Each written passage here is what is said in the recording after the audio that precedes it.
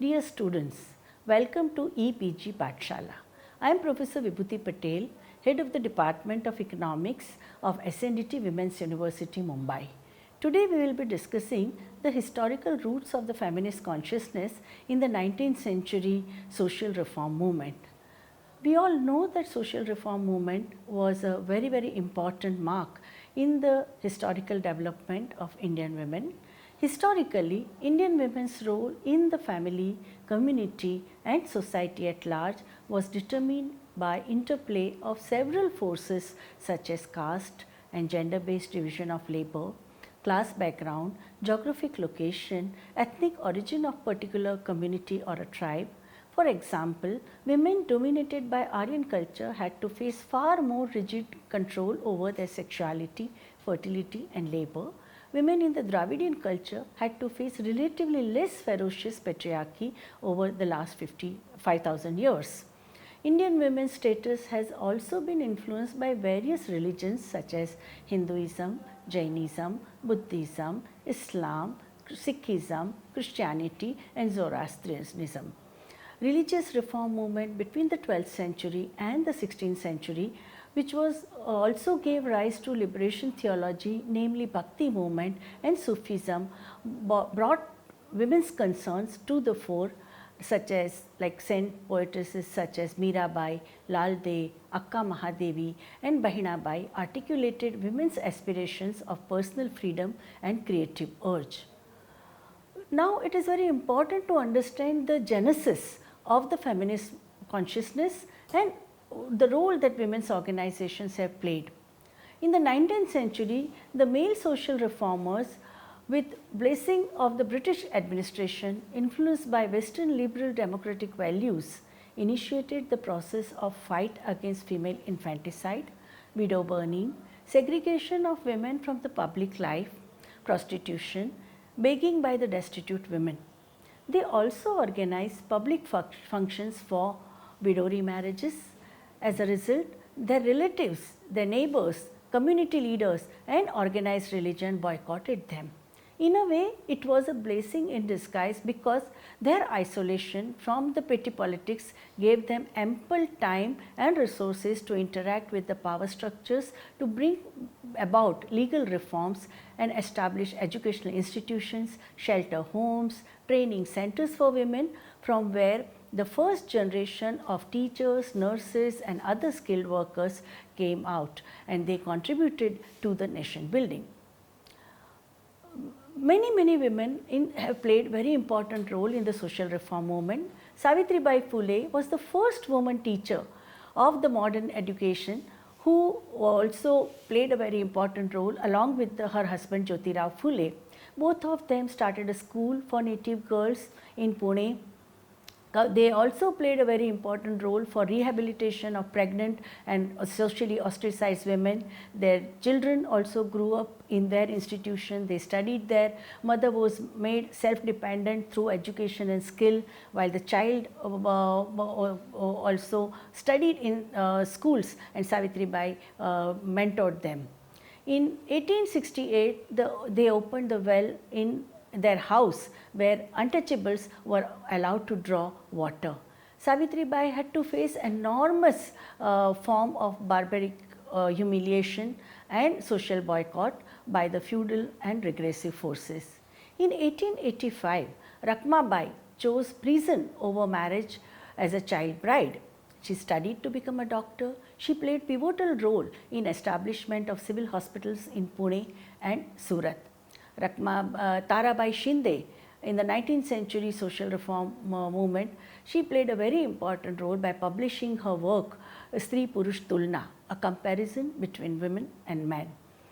Originally published in Marathi in 1882, and the pamphlet is critique of the upper caste patriarchy based on irrational, illogical double standards for caste-based social hierarchy that subjugated Shudras, Atishudras and women. What we have seen in 1889 is a Pandita Ramabai's rise, a visionary social reformer who started Sharda Sadan, a secular residential school for child widows. During horrifying famine years in Maharashtra, she gave food, shelter, education to several, like nearly 2,000 unfortunate and rejected children, child widows, destitutes and orphans. She was well known for her mission called Pandita Ramabai Mukti Mission. In 1916, Maharshi Karve founded the first women's university of South Asia, namely SNDT Women's University. What we see that movement against sati also was a very important agenda of the social reform movement. Indian male social reformers, they worked towards abolition of sati, parda, child marriages, widow remarriages. Raja Ram Mohan Roy and Ishwar Chandra Vidyasagar dedicated their entire life to stop barbaric custom of widow burning among the upper caste Hindus. As a result, the government had to pass Sati Prohibition Act in 1929.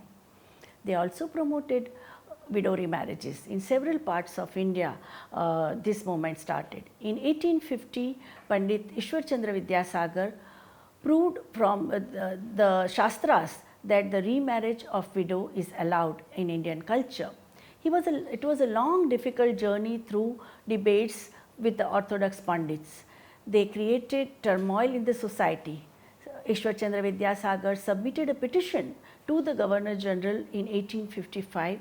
A widow remarriage association was started in Madras in 1871 but was short-lived.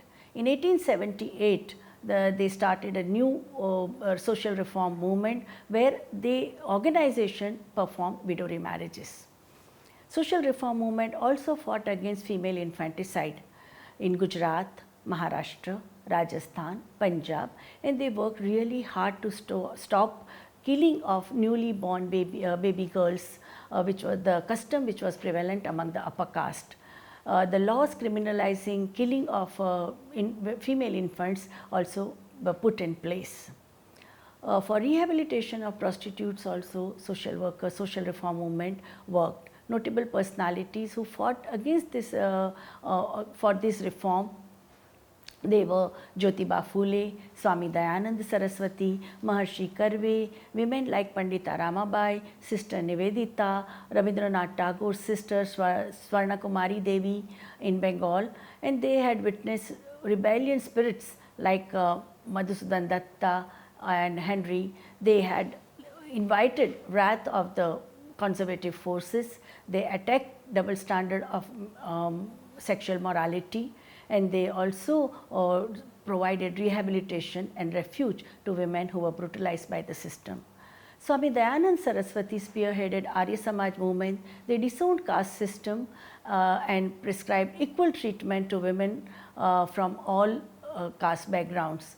Arya Samaj did not impose any duties or obligations to women which could not be applied to men according to the lawgivers.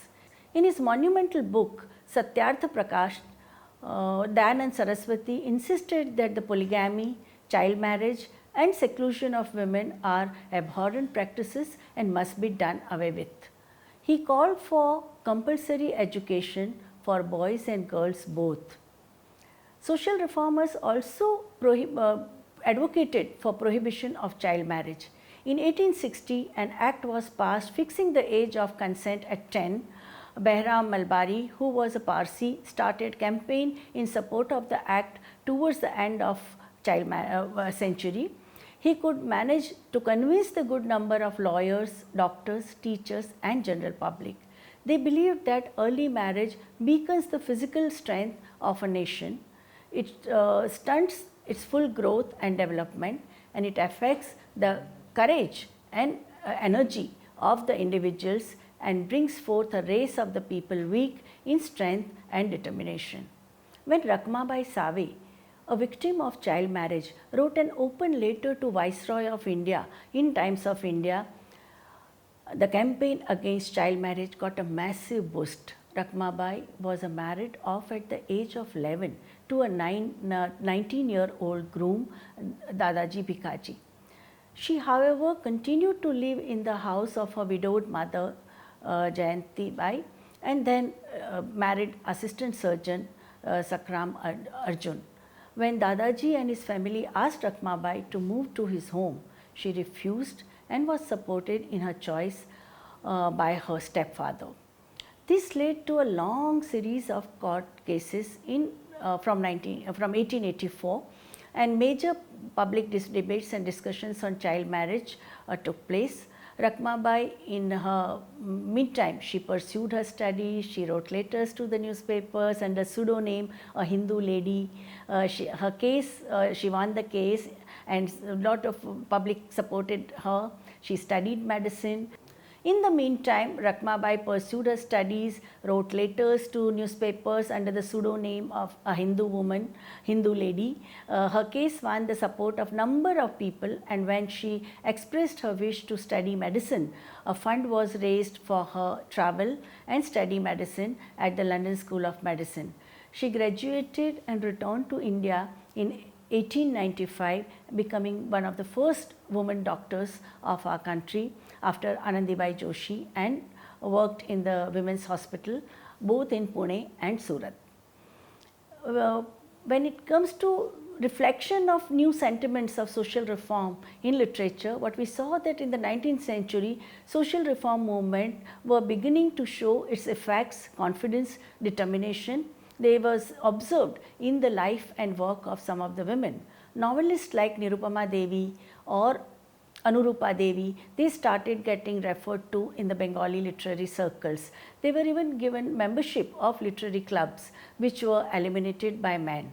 Tagore's novels and short stories are full of women characters who were educated, self-confident, and commanded decision-making power.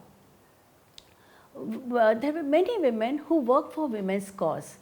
For example, Rabindranath Tagore's sister Swarna Kumari Devi, she launched Sakhi Samiti, which with the aim of training widows to learn to teach and thus become most powerful agents of spreading education among women. The Sakhi Samiti organized crafts fair in order to promote women-centric cottage industries, and also by means of developing self-confidence, self-reliance, and also patriotic fervor. Swarna Kumari Devi's daughter Sarla Devi was strikingly rebellious. She wanted to free the quote unquote cage or quote unquote prison of home and establish her right to an independent livelihood like men. She started a gymnasium in 1902 where women were trained to use sword and lathi. She can be called the architect of militant nationalism or even a revolutionary terrorism. Similar work was done by Begum Rokeya Sakhawat Hussain for education of Muslim women through establishment of institutions such as Anjuman-e-Islam. The first wave of feminism that we see in the in the post-independence period was marked by the first generation of English educated women's struggles against child marriage, widow burning, female infanticide, efforts for education for women and their voting rights. It impacted only women from the upper caste and upper class. Enormous amount of literature of the time produced by Indian social reformers in Marathi, Hindi, Gujarati, Malayalam, Tamil, Bengali bears witness to their path-breaking efforts. The first generation of English educated empowered women became the foremothers of the new women's movement that we witnessed in the 70s. So in the pre-independence period, most of them channelized their energies in building pioneer women's organizations such as All India Women's Conference, AIWC, Young Women's Christian Association, YWCA, and Anjuman-e-Islam. The political agent of All India Women's Conference was to fight against child marriage, mobilize public opinion in favor of adult franchise for women, voting rights for women, impart basic skills such as tailoring, embroidery, crockery, hairstyling, child care, folk and classical music and dance, letter writing, etc. among women, so that they become efficient homemakers. The cultural ambience of AIWC suited the needs and aspirations of high caste Hindu women. All for all practical purposes, the Young Women's Christian Association was a multi-religious in terms of its areas of activities, beneficiaries, and though its decision makers happened to be Christian wives of politicians or bureaucrats or professionals and the managerial cadre who were in close proximity to the British rulers.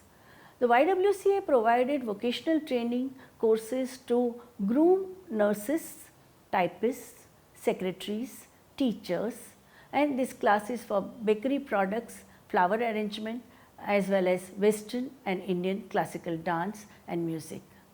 Anjuman Trust was committed to the cause of women's education and skill formation with an idea to enable them to become home-based workers.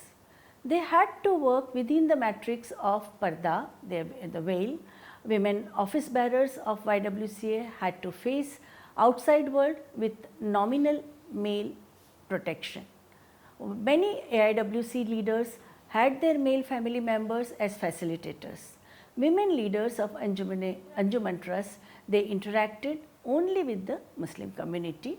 Differences in eating habits, dress code, language barriers prevented them from collaborative ventures, though their leadership was from a economically better off sections and they were also like politically active. What we see in Women in Freedom movement is a very, very different because they have a larger goal of fight against the colonial rule. The non-violent means of protest actions under the leadership of Mahatma Gandhi ensured massive participation of women in national liberation movement. Women family members of Congress leaders gave up parda, participated in public functions, rallies, demonstrations, experienced prison life. Many families allowed women to take politically risky jobs such as taking part in picketing or demonstrations, and they emerged eventually as powerful leaders. Some of the highly educated women joined educational institutions and diplomatic corps in the post-independence period. Many of them became public servants. They worked for the private sectors and industries, and rest of them became enlightened homemakers with a strong commitment to educating their daughters. The journey that began in the 19th century social reform movement and culminated with the 20th century freedom movement resulted in securing constitutional guarantees of equality, freedom, equal opportunity for women irrespective of their class, caste, creed, race and religion. So this was a very important achievement that Indian women did not get everything on plateau, they had to struggle for it. Swadeshi movement during 1905 to 8 in which women's participation in the nationalist activities became very massive. Many of the wives, sisters and daughters of male political activists started forming support groups for the movement. Middle class nationalism inspired women and girls who gave away jewelry as well as money for the national freedom. A handful of them also made a major contribution. They also formed samitis and women became very active in this kind of Swadeshi activities. They also created various organizations and they became very street fighters, and many of them also fought against the British administration. British administration came down heavily and no women were chosen by on women. They used lathi charge against women. When Dandi march was to take place, Gandhiji had not listed a single woman for the march out of 71 marchers. Even for salt satyagraha, women were not selected by Gandhiji. Women freedom fighters like Sarojini Naidu, Kamala Devi Chattopadhyay, Khurshid Nauroji, Margaret Cousins, they protested strongly against Gandhiji. But Gandhiji remained firm on his decision and arguing that he had allocated greater role to women than mere breaking the salt law. But Sarojini Naidu defied and joined the march at Dandi at the final stage and was the first woman to be arrested in the movement. Once the defiance cleared the path, thousands of women joined salt satyagraha, faced lathi charge, courted arrest. This is generally remembered as first time in the history of Indian civilization that masses of Indian women got involved in the struggle, and this is for independence of India. Brave and committed women freedom fighters were Kasturba Gandhi, Kamala Devi Chattopadhyay, Neil Sengupta, Basanti Devi, Rokeya Sakawat Hussain, and Aruna Asraf Ali. And we have seen that even tribal women, Dalit women, they were also very active in the freedom movement. Tribal women in Gujarat took part in Salt Satyagraha, that no tax campaign in the 1930s in Gujarat and in Bengal, were leading tenant struggles like Tribaga movement in the 40s in Bengal. In the hills of Nagaland, where Rani became familiar in terms of civil obedience movement. She got involved in very early at the age of 13 and inspired by her cousin, who was active in mobilizing villagers in Manipur. In 1931-32, she joined No Tax campaign and also she took over the leadership of this whole movement against British colonial rule. This process empowered women in the second wave of feminism, because these women who were active in second wave of feminism, they had heard stories of heroic contribution that their foremothers had made. The second wave of women's movement is known as women's rights movement. Women have developed self-reliance. No one could empower other. They believe that you have to fight against your own enemies. There cannot be any substitute. During freedom movement, women gained confidence due to participation in the larger political struggles. In the process, they gave up parda, they embraced modernity, they demanded right to vote, and were eventually guaranteed by Constitution of India after gaining independence of the country. So this second wave had its roots in the first wave of feminism and also in the social reform movement.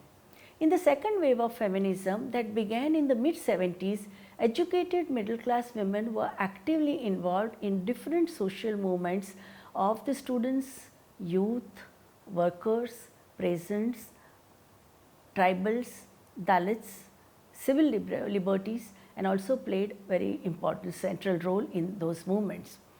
They abhorred paternalism of benevolent males and upper class women's charitable, quote unquote charitable or quote unquote philanthropic social work, and declared themselves as fighters for women's rights. Women's rights movement in the post-75 period brought to the fore a wide range of women's concerns. There had been various ideological shades in the women's movement coexisting till then. The earlier women's organizations were perceived to have an elitist bias by the newly formed autonomous women's groups. To them, these were privileged women from good family, quote unquote good families, that did some philanthropic or social work activities for the common, poor, miserable women. So they were up there and these common women were down below, which perpetuated the unequal relations and didn't transcend the existing social order. Feminists also averred that the conventional women's organizations abided by the rules of the caste system in their personal lives, and they were generally oriented towards maintaining the status quo.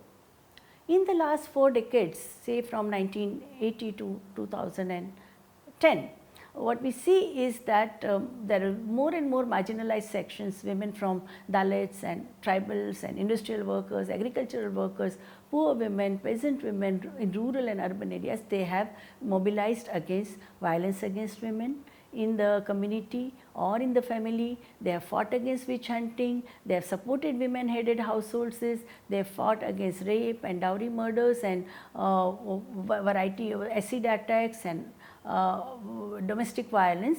And members of these new autonomous women's groups believe to fight against all forms of sexual oppression and consider women as an oppressed sex. They believe, like casteism and communalism, sexism is one of the most effective weapons used by the ruling class to divide the masses. Hence, they believe in fighting against caste system, religious chauvinism, sexism simultaneously in their personal lives, and they practice non-discriminatory attitudes towards people from different religions, castes and classes. Personal is political is their slogan. The Indian feminists believe that economic independence of women is a minimum necessary condition for women's liberation, but it is not enough. One has to fight for women's rights in socio-cultural, educational and political fields to achieve total liberation. Many of those members of women's rights groups call themselves feminist. They do not like the term social worker for themselves. Those who believe in legal provisions can change the women's position are known as liberal feminist. Those who consider man as responsible for the plight of women and patriarchy as a central contradiction in the human civilization are known as radical feminists, and those who situate women's oppression in the overall socio-economic and cultural reality are known as socialist feminists. Socialist feminists believe in establishing linkages between the women's movement and the broader socio-political movements by the working in collaboration with various types of mass organizations such as trade unions, democratic rights organizations, issue-based united fronts, and they think that women's demands have to be fought on a day-to-day basis. You can't postpone women's question. Then only new ethos, new ideologies, new morality, new egalitarian relations between man and women can be evolved. Dalit feminists such as Urmila Pawar, Kumud Pawde, Baby Kamble from Maharashtra, Cynthia Stephen and Ruth Manorama from Karnataka, Bama in Tamil Nadu, they have captured the conscientization of Dalit women under the leadership of Dr. Bhimrao Ambedkar. We have seen that large scale of issues and the gamut of problems which the women's movement over these three movements have taken place: 19th century social reform movement, 20th century freedom movement and current new women's rights movement, and they have qualitatively changed the women's agenda. They have brought women from the margin to the center stage, and women's question has been fought. All of them believe that without women's liberation, we can't liberate the humanity, and women's liberation cannot be fought in isolation. Liberation of humankind is a must for women's liberation. Thus, in conclusion, we can say that the learnings of Bhakti movement, social reform movement, freedom movement and the new women's rights movement are very important, that without human liberation we can't attain women's liberation, and women's liberation is very intrinsically linked with struggle against all form of hierarchies, injustice, subjugation and oppression. So, we have to have women's liberation along with the liberation of humankind. Thank you.